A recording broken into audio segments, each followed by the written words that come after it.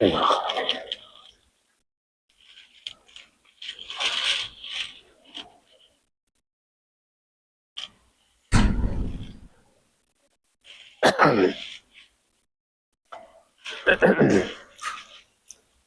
علیکم ورحمۃ اللہ وبرکاتہ۔ آج ہم بھائیوں سے درخواست کریں گے کہ چند منٹ بیٹھیے، بڑے اہم موضوع پر ٹاپک پر بات ہوگی انشاءاللہ۔ الحمدللہ رب العالمین والصلاة والسلام علی رسولہ الکریم وعلی آلہ وصحبہ ومن سار علی نہجہ الی یوم الدین وسلم تسلیما کثیرا، اما بعد۔ معزز بھائیوں، ہم ہر نماز میں ایک دعا کرتے ہیں، بلکہ ہر نماز کی ہر رکعت میں فاتحہ پڑھتے ہوئے ایک دعا کرتے ہیں۔ وہ دعا کیا ہے؟ اہدنا الصراط المستقیم، اے اللہ ہم کو سیدھے رستے کی ہدایت دے دے، سیدھا راستہ دکھا دے، اس پر ہم کو چلا دے۔ لیکن وہ سیدھا راستہ کون سا ہے؟ اس سیدھے راستے پر چلنے والے کون ہیں؟ اور اس سیدھے راستے پر چلنے کا طریقہ کیا ہے؟ دعا تو ہم نے مانگ لی۔ ایک آدمی دعا کرتا ہے اللہ مجھے اولاد دے دے، تو اس کو کیا کرنے کی ضرورت ہے؟ شادی کرے گا، سمجھے نا؟ شادی ہوگی، نکاح ہوگا تو اولاد ہوگی نا، ایسے تو نہیں اولاد مل جائے گی۔ تو یہاں پر ہم اللہ سے ہدایت کی دعا کرتے ہیں، اللہ سے ہدایت مانگتے ہیں۔ تو صرف ہدایت مانگنے سے ہی ہدایت نہیں ملتی، بلکہ اللہ نے ہدایت پانے کے لیے ایک دوسری آیت میں اس کا ایک ہم کو رستہ طریقہ بتایا ہے۔ وہ طریقہ کیا ہے؟ والذین جاہدوا فینا لنہدینہم سبلنا، کہ جو ہمارے رستے پر چلنے کی ہدایت پانے کی کوشش کرتا ہے، ہم ان کو ہدایت دے دیتے ہیں، ان کو ہم اپنے رستوں پر چلا دیتے ہیں۔ اس کا معنی کیا ہوا کہ ہدایت کے لیے ہم کو دعا بھی کرنا ہے، ہدایت پانے کے لیے اللہ سے دعا بھی کرنا ہے، اور اس دعا کرنے کے ساتھ اس ہدایت کو حاصل کرنے کی کوشش بھی کرنا ہے، سمجھے نا؟ اب وہ کوشش کیسے ہے؟ سب سے پہلے تو یہ ہے کہ ہدایت کا رستہ کون سا ہے۔ اللہ تعالیٰ نے جو فرمایا اہدنا الصراط المستقیم، ہم اللہ سے دعا کرتے ہیں کہ ہم کو صراط مستقیم، سیدھے رستے کی ہدایت دے دے۔ وہ سیدھا رستہ کون سا ہے؟ کون ہے کہ جو اس سیدھے رستے پر چلنے والا ہے؟ دنیا میں جتنے بھی لوگ ہیں، کسی بھی دین پر ہوں، کسی بھی مذہب کے اوپر ہوں، کہ کوئی بھی ان کا طریقہ ہو، کوئی بھی ان کا فرقہ جماعت ہو، کسی سے پوچھو، ہر کوئی یہی کہے گا کہ ہم ہیں سیدھے رستے پر۔ کوئی ایسا نہیں کہے گا کہ ہم غلط رستے پر ہیں، ایسے ہی نا؟ سبھی کا دعویٰ یہ ہوگا کہ ہم سیدھے رستے پر ہیں۔ اور جبکہ ہم دیکھتے ہیں کہ لوگوں کے دین، مذہب، طریقے الگ الگ ہیں، ایک نہیں ہے۔ یا سبھی کہے کہ پھر تو مشکل نہیں ہے، لیکن ایک جس چیز کو کفر کہتا ہے اس کے ہاں وہی ایمان ہے، دوسرے کے ہاں ایک آدمی جس کو کفر کہتا ہے دوسرا اسی کو ایمان کا نام دیتا ہے۔ ایک آدمی جس کو شرک کہتا ہے دوسرا اسی کو توحید کا نام دیتا ہے۔ ایک آدمی جس کو بدعت، گمراہی کہتا ہے دوسرا کہتا ہے یہی تو اصل دین ہے، یہی تو اصل سنت ہے۔ تو اس انداز سے جب ہم دیکھتے ہیں اپوزٹ معاملات لوگوں کے، مختلف انداز لوگوں کے، کوئی ادھر کو جا رہا ہے، کوئی ادھر کو جا رہا ہے، کوئی ادھر کو، اور سبھی کہتے ہیں کہ ہم صحیح رستے پر ہیں۔ اور صرف کہتے ہی نہیں ہیں، ہمارے ہاں کچھ باتیں بھی چلی ہوئی ہیں جو اکثر لوگ کہتے رہتے ہیں کہ جہاں کوئی لگا صحیح لگا ہے۔ یہ جملہ محاورہ اکثر سنتے رہتے ہو آپ کو کہ جہاں کوئی لگا صحیح لگا ہے، کہ ہندو بھی صحیح ہے، سکھ بھی صحیح ہے، بدھ مت بھی صحیح ہے، یہودی عیسائی بھی صحیح ہے، مسلمان بھی صحیح ہے۔ اس کا معنی پھر یہ ہوا نا کہ جہاں کوئی لگا صحیح لگا ہے۔ عجیب بات ہے۔ اس لیے بھائیوں ہم کو ضرورت ہے اس ہدایت کے رستے کو جاننے کی، اور اسی فاتحہ کے اندر جو ہم ہر رکعت میں پڑھتے ہیں اللہ سے دعا کرتے ہوئے، جب ہدایت کی دعا مانگتے ہیں کہ اللہ ہم کو سیدھے رستے کی ہدایت دے دے، تو ساتھ ہی اللہ نے ہم کو سیدھے رستے کی پہچان بھی کروائی ہے کہ وہ ہدایت کے رستے پر صراط مستقیم پر چلنے والے کون ہیں۔ صراط الذین انعمت علیہم، کہ رستہ ان لوگوں کا کہ جن پر تو نے انعام کیا، نبیوں کا، صدیقوں، شہیدوں، صالحین کا، نیک لوگوں کا رستہ۔ اللہ نے ہمیں اس ہدایت پر کے رستے پر چلنے والوں کا بتا بھی دیا کہ کون ہے، اور یہ بھی بتا دیا کہ اس ہدایت کے رستے پر چلنے والے کون نہیں ہیں، کون گمراہ ہے۔ آگے ہم کیا پڑھتے ہیں؟ غیر المغضوب علیہم ولا الضالین، کہ نہ ہم کو ان کے رستے پر چلانا جن پر تیرا غضب، ناراضگی ہوئی، تیرے عذاب آئے، اور نہ ان کے رستے پر جو گمراہ ہوئے۔ تو اسی فاتحہ میں ہی ہم کو پتہ چلتا ہے کہ لوگوں کے الگ الگ رستے ہیں، ایک رستہ نہیں ہے۔ لوگوں کے طریقے الگ الگ ہیں، ایک طریقہ نہیں ہے۔ کچھ ہدایت پر ہیں، کچھ نہیں ہیں، اور جو ہدایت پر نہیں ہیں وہ بھی ایک طرح کے نہیں ہیں۔ وہ بھی کچھ لوگ جانتے بوجھتے اس ہدایت کو چھوڑتے ہیں، پتہ ہے کہ صحیح کیا ہے، پھر بھی نہیں چلتے، پھر بھی اس کو نہیں اپناتے۔ اور کچھ لوگ ہدایت کو معلوم ہی نہیں، پتہ ہی نہیں کیا ہے، اور نہ اس پر چلتے۔ تو یہاں پر بھائیو ہمیں سب سے زیادہ جس بات کی فکر کرنے کی ضرورت ہے وہ کیا ہے کہ ہدایت کے رستے کو پانا، اس کو معلوم کرنا، تاکہ ہم اس پر چل سکیں۔ اب یہ تو پتہ چل گیا کہ ہدایت پر چلنے والے کون ہیں، اللہ کے انبیاء رسول ہیں، صحابہ کرام، صدیقین، شہداء، صالحین، یہ لوگ ہیں۔ اب وہ تو ٹھیک ہے، پتہ چلا کہ ہدایت پر تھے، لیکن میں جس رستے پر چل رہا ہوں، آپ جس رستے پر چل رہے ہیں، واقعی کیا انہی کا رستہ ہے، انہی کے طریقے پر چل رہے ہیں؟ یہ بھی سبھی کا دعویٰ ہوتا ہے، سبھی دعویٰ کرتے ہیں کہ ہم ان کے طریقے پر ہیں، لیکن بات بھائیو صرف دعوے سے نہیں ہے۔ ہم نے صاحب کا درس میں بھی شاید ذکر کیا تھا اس بات کا کہ نبی کریم صلی اللہ علیہ وسلم نے کیا فرمایا ہے؟ البینۃ علی المدعی، کہ جو دعویٰ کرتا ہے اس کو اپنے دعوے کی دلیل دینا ہوتی ہے۔ جو کسی بات کا دعویٰ کرتا ہے کہ میں یہ ہوں، تو اس کو اپنے دعوے کی دلیل دینا ہوتی ہے۔ اب سبھی کہتے ہیں کہ ہم اللہ کے نبی کے رستے پر ہیں، ہم صحابہ کے رستے پر ہیں، ہم ہدایت پر ہیں، لیکن ہے کون اور کون نہیں ہے، کیا صرف کہنے سے پتہ چل جائے گا؟ اس کے لیے بھائیو ہمیں جس چیز کی ضرورت ہے وہ اللہ کے دین کا علم ہے، قرآن و سنت کا علم ہے۔ ہم قرآن کریم کو پڑھیں گے، جانیں گے، اس کے معنی سمجھیں گے، تو پتہ چلے گا کہ اللہ کا دین کیا ہے، ہدایت کہاں پر ہے، صراط مستقیم کیا ہے۔ کیونکہ اللہ نے اس قرآن کو نازل ہی اس صراط مستقیم کی پہچان کے لیے کروایا ہے، نازل کیا ہے۔ قرآن کو نازل ہی اس صراط مستقیم کی پہچان کے لیے کیا ہے، کہ تاکہ تم کو پتہ چلے کہ صراط مستقیم کیا ہے۔ پہلی آیت میں سورۃ بقرہ کی پہلی آیت میں اللہ تعالیٰ کیا فرماتا ہے؟ الف لام میم ذالک الکتاب لا ریب فیہ، کیا ہے؟ ھدی للمتقین، کہ یہ کتاب قرآن نیک لوگوں کی ہدایت کے لیے ہے۔ اور دوسری آیت میں اللہ فرماتا ہے ان ھذا القرآن یہدی للتی ہی اقوم، کہ جس رستے کی یہ قرآن ہدایت دیتا ہے، جو رستہ یہ قرآن سکھاتا ہے، سب سے صحیح رستہ وہی ہے۔ اب مجھے اور آپ کو جب قرآن کی سمجھ نہیں آتی، قرآن کا پتہ ہی نہیں، تو کیسے پتہ چلے گا کہ ہدایت کا رستہ کون سا ہے؟ قرآن کو شک نہیں کہ ہدایت کی کتاب ہے، ہدایت کا رستہ دکھاتا ہے، بتاتا ہے، لیکن کس کو پتہ چلے گا؟ کہ جو قرآن پڑھے گا، جس کو قرآن کی سمجھ ہوگی، اس کو پتہ چلے گا۔ نبی کریم صلی اللہ علیہ وسلم نے جب فرقوں جماعتوں کی بات کی نا، کہ تم سے پہلے یہودیوں کے 71 فرقے ہوئے، 71 فرقے یہودیوں کے، عیسائیوں کے 72 ہوئے، 72 فرقے ہوئے، اور مسلمانوں کے 73 فرقے، 73 فرقے جماعتیں مسلمانوں کے۔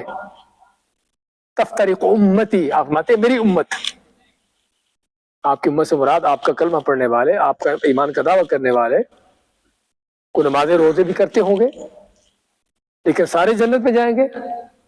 وہ حدیث آپ سنتے پڑھتے رہتے ہو، آپ ماتے کہ نہیں، کلھا فی النار، کہ سبھی جہنم کو جائیں گے، صرف ایک جماعت جنت کو جائے گی۔ فرقے ہیں الگ الگ، الگ الگ فرقے ہیں تو کیسے سبھی جنت کو جائیں گے؟ ایک ادھر کو جاتا ہے، دوسرا ادھر کو، تیسرا ادھر کو، اور جنت کا سفر کو ادھر کو ہے۔ وہ ایک ہی رستے پر، جنت کے رستے پر چلنے والا جنت کو جائے گا نا، جو جنت کے رستے پر ہے ہی نہیں کیسے جائے گا؟ چاہے مسلمان کہلا لے، چاہے کچھ بھی کر لے۔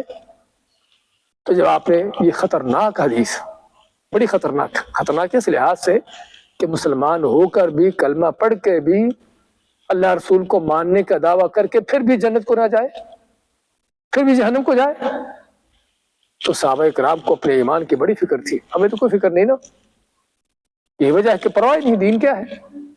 60 سال 50 سال 70 سال عمر گزار دی، پتہ ہی نہیں دین ہوتا کیا۔ دنیا کے کام سارے جانتے ہیں، سیکھتے ہیں کاموں کو، ایک ایک کام کو سیکھتے ہیں، لیکن دین کو کبھی سیکھنے کی ضرورت نہیں محسوس نہیں کرتے۔ لیکن صحابہ کو بڑی فکر تھی۔ تو جب آپ نے بیان کیا نا کہ میری امت کے 73 فرقے ہوں گے، سبھی جہنم کو جائیں گے صرف ایک جماعت کے، تو صحابہ کا اگلا سوال کیا تھا فوراً کہ وہ کون ہے کہ جو جنت کو جانے والے ہیں؟ اللہ کے نبی صلی اللہ علیہ وسلم کیا فرمایا کہ ما انا علیہ و اصحابی، کہ جنت کو صرف وہ فرقہ جماعت جائے گی جو میرے اور میرے صحابہ کے رستے پر ہے، جس رستے پر میں ہوں، جو طریقہ میرا ہے، کہ جو اس پر اور صحابہ کے طریقے پر ہوں گے وہ جو ہے جنت کو جائیں گے، باقی جنت کو نہیں جائیں گے، اگرچہ کچھ بھی کہلا لیں۔ اب یہاں پر اگلا سوال جو کرنے کی ضرورت ہے وہ اللہ کے نبی صلی اللہ علیہ وسلم کا رستہ کون سا ہے؟ کیا ہم اسی رستے پر ہیں؟ کیا کبھی اس بات کو جاننے کی ضرورت محسوس کی ہے کہ اللہ کے نبی صلی اللہ علیہ وسلم کا رستہ ہی جنت کو جاتا ہے، صحابہ کا رستہ ہی جنت کو جاتا ہے، دوسرا کوئی نہیں جاتا، لیکن وہ رستہ ہے کون سا؟ اور ہم کیا اسی پر چل رہے ہیں؟ کہیں اس کو چھوڑ کر کسی اور پر تو نہیں چل رہے؟ مسلمانوں کے حالات دیکھیے آپ کہ مسلمان کہلانے والے ہی ہیں کہ جو سمجھتے ہیں کہ اللہ کے سوا اوروں سے دعا کرنا ہی دین ہے، جو نہیں کرتا اس کو وہ کافر کہتے ہیں۔ ابھی پچھلے ہفتے آپ نے اپنے ملکوں کے اندر جو کچھ ہوا دیکھا سنا، دین کے نام سے سارا کچھ ہوا ہے، ڈانس، میوزک، گانے، جشن، سارا کچھ دین کے نام سے ہوا ہے۔ یہ نہیں کہ انہوں نے دنیا کے نام سے کیا، لیکن کیا اللہ کے نبی کا دین یہ ہے؟ سوال ہے، اللہ کے نبی صلی اللہ علیہ وسلم کا دین کیا یہ ہے؟ جنہوں نے یہ کیا ہے سبھی نیکی سمجھ کر کیا ہے، انہوں نے گناہ سمجھ کر نہیں کیا، لیکن کیا وہ قرآن و حدیث کی نظر میں نیکی ہے؟ انہوں نے بڑا مال خرچ کیا، بڑا ٹائم لگایا، چھٹیاں کی اپنے کام سے، اپنے کاروبار بند کیے، سمجھے نا، بڑا کچھ کیا انہوں نے، بڑی محنتیں کوششیں کی انہوں نے، سارا کچھ ہوا ان کا، لیکن کیا یہ دین اللہ کے نبی کا دین ہے جو سارا نیکی کے نام سے ہو رہا ہے اس انداز سے؟ تو بھائیوں، یہاں سے ہمیں اندازہ ہوتا ہے کہ ہمیں کس قدر ضرورت ہے صحیح دین کو سمجھنے کی۔ کہیں یہ نہ ہو کہ ہم اپنے طور پر دین پر چل رہے ہیں، بڑی نیکیاں باتیں کر رہے ہیں، بڑے مال خرچ کر رہے ہیں، بڑی کوششیں کر رہے ہیں، اور کل قیامت کے دن پتہ چلے کہ یہ دین جس پر ہم چلتے تھے اللہ کا دین نہیں تھا، جس راستے پر ہم چل کر آئے ہیں یہ جنت کو نہیں جاتا، اور جنت کو نہیں جاتا پھر کہاں جاتا ہے؟ آخرت میں دو ہی جگہ، تیسری کوئی نہیں بھائیو، آخرت میں دو ہی جگہ ہیں، تیسری کوئی نہیں ہے۔ اگر جنت کو نہیں جاتا تو پھر جہنم کو، صاف سی بات ہے۔ میں صرف بتانا چاہتا ہوں کہ ہمیں کس قدر ضرورت ہے قرآن و حدیث کو سمجھنے کی، اللہ کے دین کا علم حاصل کرنے کی، کہ کل قیامت کے دن انکشاف ہو، پتہ چلے کہ جو ہم کر کے آئے ہیں وہ تو غلط تھا۔ ہاں دنیا کے اندر پتہ چل جائے مشکل نہیں، چلو آدمی صحیح کر لیتا ہے۔ اور یہ بات بھائیوں میں ایسے نہیں کہتا، ہمارے سامنے قرآن کی آیات ہیں، حدیثیں ہیں۔ وہ حدیث آپ کو پہلے بھی کبھی سنائی ہوگی، اللہ کے نبی صلی اللہ علیہ وسلم نے ایک آدمی کے ہاتھ میں کڑا دیکھا، رنگ پہنے ہوئے دیکھا، پوچھا کیوں پہنا ہے؟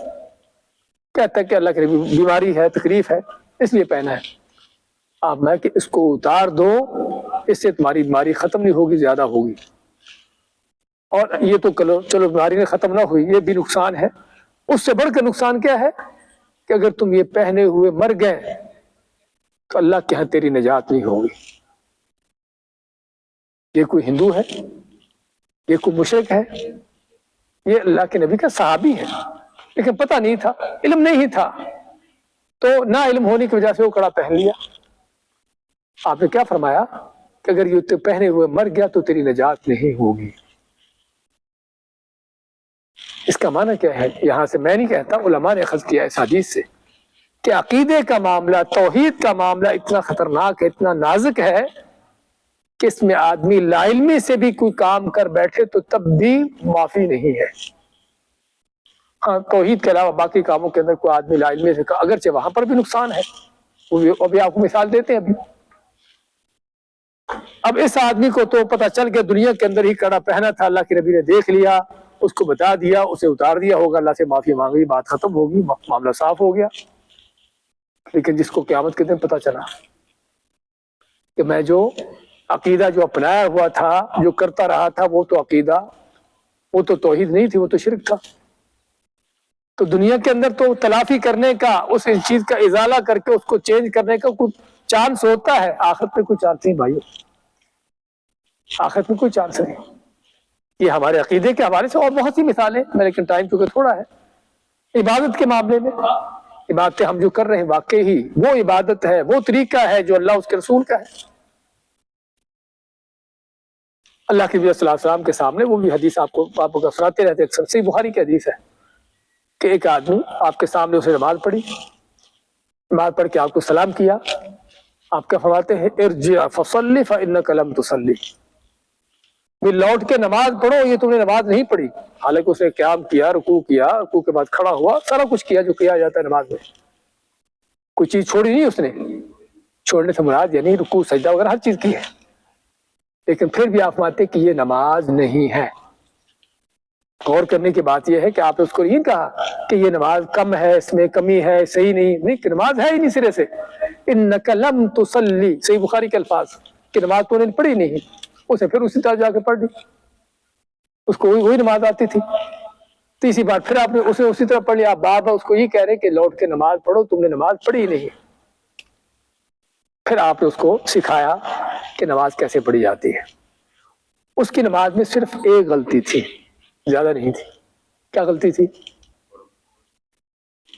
اطمینان نہیں کرتا تھا، سلی اطمینان نہیں تھا، جلدی کر رہا تھا، جلدی کر رہا، جس طرح ہمارے بہت سے بھائیوں کا یہی حال ہے۔ حال بھائیوں کو نہیں ہے، مولویوں کا فتویٰ ہے کہ نماز میں اطمینان کی، تسلی اطمینان کی ضرورت ہے ہی نہیں سرے سے، مولویوں کا فتویٰ ہے، یہ دین ہے، ایسے نہیں ہے۔ لیکن وہ دین جو اللہ کے نبی صلی اللہ علیہ وسلم کے دین کے خلاف ہے۔ اچھا، اس آدمی نے بھی نماز صحیح کر لی، الحمدللہ، دنیا کے اندر اس کا معاملہ صحیح ہو گیا۔ اسی طرح آپ کے صحابی حذیفہ بن الیمان رضی اللہ تعالیٰ عنہ، انہوں نے ایک آدمی کو دیکھا اسی طرح کی نماز پڑھتے ہوئے جس میں سری اطمینان نہیں تھا، تو اس کو پوچھا بھی کہ تم نماز اس طریقے سے کتنی دیر سے پڑھ رہے ہو؟ کہنے لگا 40 سال سے، یعنی اس کی عمر 50-55 سال ہوگی، 10-15 سال کا جب نماز شروع کی ہوگی جس طرح کے عام طور پر، تو کہتا ہے 40 سال سے میں نماز اسی طرح سے پڑھتا آ رہا ہوں۔ تو اللہ کے نبی علیہ السلام کے صحابی حذیفہ بن الیمان کیا فرماتے ہیں کہ تم نے اگر یہی نماز 40 سال سے پڑھی ہے تو تم نے پھر نماز پڑھی ہی نہیں، 40 سال سے تم نے نماز پڑھی ہی نہیں ہے۔ اب اس آدمی کو بھی پتہ چل گیا کہ میری نماز غلط تھی، اس نے صحیح کر لی ہوگی، لیکن جس کو قیامت کے دن پتہ چلا کہ میری نماز صحیح نہیں تھی، میرا عقیدہ صحیح نہیں تھا، میں جس طریقے پر چلتا رہا دنیا کے اندر وہ طریقہ اللہ اس کے رسول کا نہیں تھا، اگرچہ وہ اسلام کے نام سے میں کرتا تھا، لوگ مجھے بتاتے تھے کہ یہ اسلام ہے، یہ دین ہے، لیکن قیامت کے دن پتہ چلا کہ وہ دین اللہ کا نہیں تھا، اللہ کے نبی کا طریقہ نہیں تھا۔ بھائیو، وہاں پر کوئی اس کو چینج کرنے کا چانس نہیں ہے۔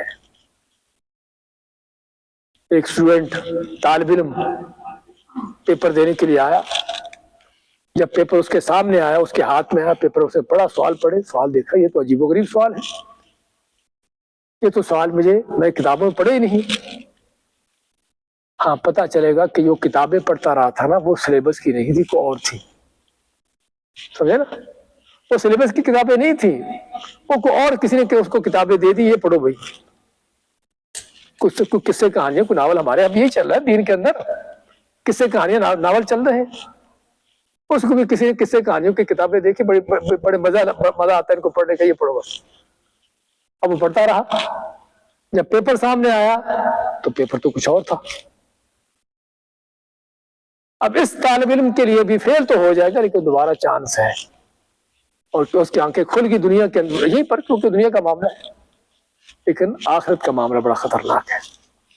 تو اس ساری باتوں کا بھائیوں نتیجہ کیا ہے کہ ہمیں سب سے زیادہ جس بات کو سیکھنے کی فکر کرنے کی ضرورت ہے اللہ کا دین ہے، ہدایت کے رستے کی پہچان کرنے کی ضرورت ہے، اپنے آپ کو دیکھنے کی ضرورت ہے کہ میں واقعی ہی کیا سو ہدایت پر چل رہا نہیں چل رہا، کہ میں اسی ہدایت کے رستے پر ہوں یا نہیں ہوں، کہ اللہ کے نبی صلی اللہ علیہ وسلم جو فرمایا تھا کہ ایک ہی جماعت جو جنت کو جانے والی ہے جو میرے اور میرے صحابہ کے رستے پر ہے، کیا میں اسی رستے پر ہوں، کہیں اس کے ادھر ادھر تو نہیں ہوں؟ جبکہ بھائیو ہم دیکھتے بھی ہیں کہ رستے الگ الگ ہیں، بڑے فرقے ہیں، بڑی جماعتیں، ہر ایک کا الگ رستہ ہے، تو یہ سارے رستے اللہ کے نبی کے تو نہیں ہیں، یہ سارے رستے اللہ کے نبی تو نہیں ہیں۔ تو ہمیں اس چیز کو اشد ترین ضرورت ہم کو اللہ کا دین سیکھنے کی، سمجھنے کی، جو ہم نے پیچھے چھوڑ رکھا ہے۔ ہر چیز سیکھتے ہیں، ہر چیز سیکھتے ہیں سوائے اللہ کا دین۔ بس وہ جس طرح بڑوں کو دیکھا تھا، جس طرح لوگوں کو دیکھا تھا، مسجد کے لوگوں کو دیکھا تھا، اسی طرح نماز پڑھ رہے ہیں، وہی عقیدہ ہے، وہی دین۔ مسلمان کیوں ہے ابھی؟ کیونکہ باپ دادا مسلمان تھے۔ مسلمان کا عقیدہ کیا ہوتا ہے؟ لا الہ الا اللہ کا معنی بھی نہیں آتا، لا الہ الا اللہ کا معنی بھی نہیں آتا مسلمان کو۔ تو اس طرح کی باتوں کے اندر، اس دین کے اندر بھائیو، اس انداز سے اندھی تقریر، آنکھیں بند کر کے چلنا اللہ کے ہاں یہ قابل گوارا چیز نہیں ہے، اللہ کے ہاں یہ ناقابل برداشت چیز ہے، بالکل معافی نہیں ہے اس کی۔ اللہ نے قرآن نازل ہی اسی لیے کیا ہے تاکہ ہم اس کو سمجھ کر اللہ کے صحیح دین پر چلیں۔ اللہ کے نبی صلی اللہ علیہ وسلم کو بھیجا اسی لیے کہ تاکہ اللہ جس طرح ہمیں چاہتا ہے دین پر چلنا، ہم اس طرح سے دین پر چلیں۔ اور آپ نے ایک ایک چیز بتائی، ایک ایک چیز سکھائی، لیکن ہم اس کو سیکھنے پڑھنے کے لیے تیار نہیں۔ اس لیے بھائیوں آج کا جو موضوع ہے اس کا اصل جو مقصد بیان کرنے کا وہ یہی ہے کہ ہمیں اللہ کا دین سیکھنا ہمارا فرض ہے، ہماری اشد ترین ضرورت ہے، کہ جس کے بغیر نجات مشکل ہے، خاص طور پر اس گمراہی کے دور میں۔ آخری بات کہہ کے بات ختم کرتے ہیں کہ ٹائم زیادہ ہو رہا ہے۔ اللہ کے نبی صلی اللہ علیہ وسلم نے صحابہ کو بعض نصیحت کی، تو آخر میں کیا فرمایا کہ جو لوگ تم میں سے لمبی زندگی پائیں گے، کتنی لمبی زندگی ہوگی؟ آخری صحابی نبی اکرم صلی اللہ علیہ وسلم کے 100 سال بعد فوت ہوا، 110 ہجری میں۔ یہ لمبی زندگی تھی ایک طرح کی۔ آپ میں کہ جو تم میں سے لمبی زندگی پائیں گے اپنی عمر کے آخری دنوں میں گمراہیاں فتنے دیکھیں گے۔ تو صحابہ نے پوچھا کہ ان گمراہیوں فتنوں سے ہم کیسے بچیں؟ بچنے کا طریقہ کیا ہے؟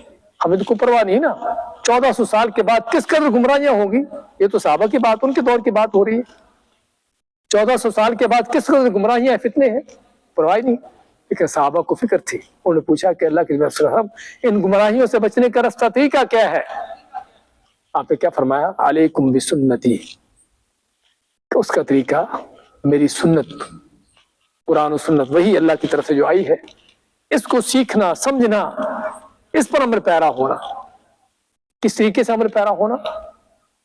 آپ مانتے کہ اس کو مضبوطی سے پکڑو، مضبوطی سے اس پر داڑے جما لو کہ تم سے کوئی چیز چھوٹ نہ جائے۔ پتہ چلتا ہے کہ فتنے گمراہیاں کتنے سخت، کتنے تیز، کتنے زبردست ہوں گے کہ اگر آدمی قرآن و حدیث پر مضبوطی سے اس کا عمل نہیں ہے، پتہ نہیں ہے، علم نہیں ہے، ایسے اڑتا اڑتا علم ہے، سنی سنائی باتیں ہیں، ہاں پھر اس گمراہی سے بچنے کا طریقہ نہیں ہے۔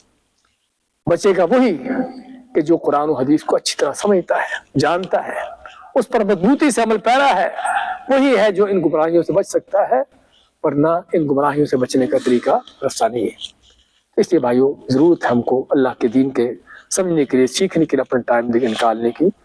اور آج کے یہ موضوع جو ہم نے ذکر کیا اسی مناسبت سے کہ الحمدللہ ابھی ہمارا نیا سال شروع ہو رہا ہے جس میں کورسز شروع ہو رہے ہیں، تو اس میں قرآن کی، حدیث کی تفسیر ہے، نماز روزے کے مسائل ہیں، اور عقیدہ توحید کیا ہوتا ہے، ایک مسلمان کا عقیدہ کیسا ہونا چاہیے، خود نبی کریم صلی اللہ علیہ وسلم کی سیرت کیا ہے، کہ تاکہ ہم آپ کے طریقے پر چل کر زندگی گزار سکیں۔